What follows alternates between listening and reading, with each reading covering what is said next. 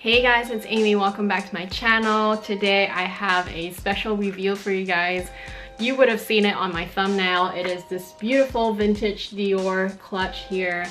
It is so gorgeous. I found it on eBay and I have to credit one of my favorite YouTubers here on YouTube land, and she's also Canadian, Melissa Soldera. She is the one who inspired me to go look on eBay, and she found herself some pretty darn good pieces herself. So if you guys don't know who I'm talking about, I will link down below her video. Speaking of this clutch as well, I found out later, well, I guess I kind of remembered at the back of my mind that I saw this somewhere. I knew that there was a reason why I kind of recognized this when I saw it online and snatched it up. And so when I was talking to my good friend Mel in Melbourne, she actually has the same one, except that hers says CD here instead of Dior, which is what my plaque says.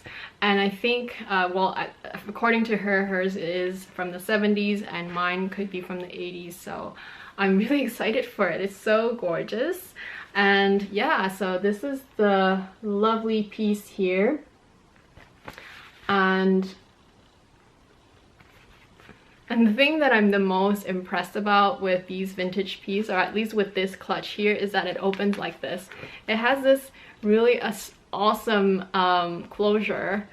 It's just like a metal hinge, and you open and close it like that. And at first I wasn't sure why it was making all these funny noise, but apparently after a while of opening and closing it, when I was inspecting it, it was because one of these hinge thingies, it was popping up. Of course I caught it before it came off and I just pinched it back. Obviously when I did buy it, it was a little bit beat up. It wasn't that bad, but it was definitely a little bit beat up, so I did have it cleaned. I cleaned it myself, by the way, and I will let you know how I did it.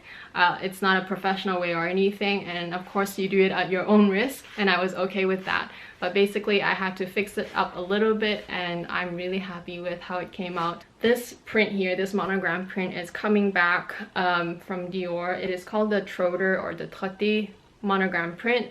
And I didn't know any of this. I only knew about it after I saw Melissa's video. So I am definitely thankful that I saw her video and got inspired to go look for one. I wasn't all that successful at first because when she let us know about it, I of course went on to eBay and looked at whatever is out there, and I didn't like any of the stuff that I saw. Basically none of the shapes or items that were offered at the time caught my eye. Basically, I mean, you guys knew that I was always on the hunt for a clutch, but it had to be a nice enough clutch for me to get it, because otherwise I'll just use any of my mini bags and I'd be totally happy with using those as my evening bags. So if I were to get something, even if it's really old and super affordable, super cheap vintage item, it had to be something that I was very attracted to. So I was glad that this shape came along, and this clutch is so spacious, so beautiful, and so classic looking. It looks pretty good to me now that I've kind of restored it. So it is fully lined in leather, and the leather is pretty thick, and I'm actually really happy that it is leather inside, so that it didn't, you know, it wouldn't peel or anything, because if it was one of those synthetic material, it might peel and everything. And I just have these silica little things that I leave inside to kind of absorb any remaining odor, and also I did have a good wipe down. So I'll insert a picture that I took with my phone. It's not the best resolution, but basically when I first got it, it wasn't as clean as it is now. As you can see, there's still a shadow of a little bit of the staining here and there, but you can probably not really see it unless, I don't even know if you can see it. You probably cannot even see it anymore, because I did have a really good clean. In terms of wear and tear, when I first got it, it was obviously just a little dirty, and it did smell a little bit of the old material. It wasn't off-putting, but it, you know, you can definitely tell that there was this old material smell, like those old vintage material smell, which I can still kind of smell it, but I did clean it off quite a bit already. And then as you can see, the leather, the edges are just a little bit more maybe you can't even see it anymore. They're just a little bit kind of worn out, and the leather was slightly dried out. As you can see, you can probably tell from the edges here. You see the the below here, the edges, and also some of the leather had some scuffing on it. It's not super major. I think here on the bottom you can still see a little bit of white scuffs here. What I ended up using is Tide to Go. I know that Melissa just used a magic eraser onto the spots. After that, I went with a wet microfiber cloth, and I used a little bit of laundry detergent in a small little bowl. So basically I made a small solution of laundry detergent. I used that cloth to drench it, and then I just went and I basically rubbed and wiped the whole canvas little by little until the whole canvas was basically cleaned or wet. And I did that on both sides as well as all the sides as well. So that kind of gave it a good surface clean. You could tell that the cloth itself was, you know, had the soiled black parts on it, because it was basically taking out a lot of the surface dirt and dust from all the years that accumulated.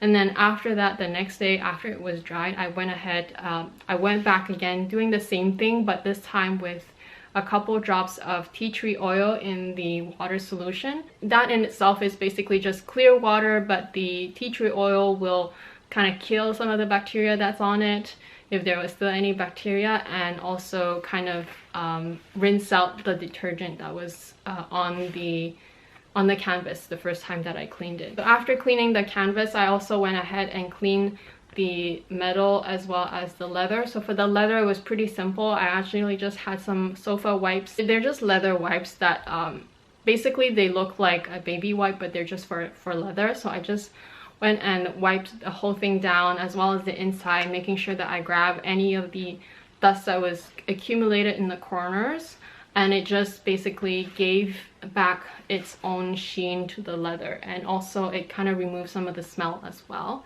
And with the plaque here, all I did is I used one of those polishing cloth for silver. Obviously it was really hard to get into the crevices, but I just used a very tiny screwdriver, the ones that you use for your sunglasses or glasses, and I just went around it with the cloth.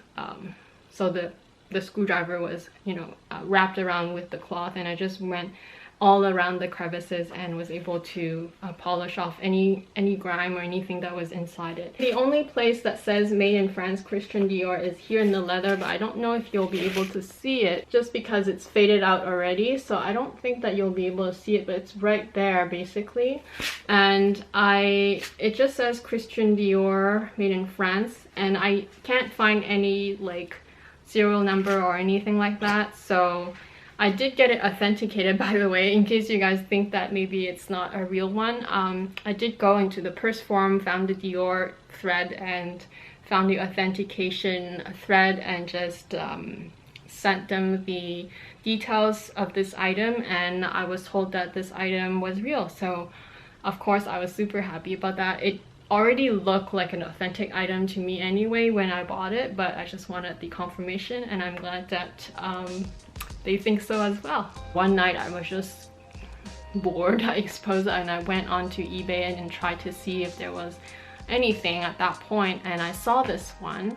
It was, I think it was $69 US, and there was like a bunch of people watching it. I think that there was at least 12 people watching this item, and I was thinking to myself, well, there's a lot of people watching it, it must be a nice thing.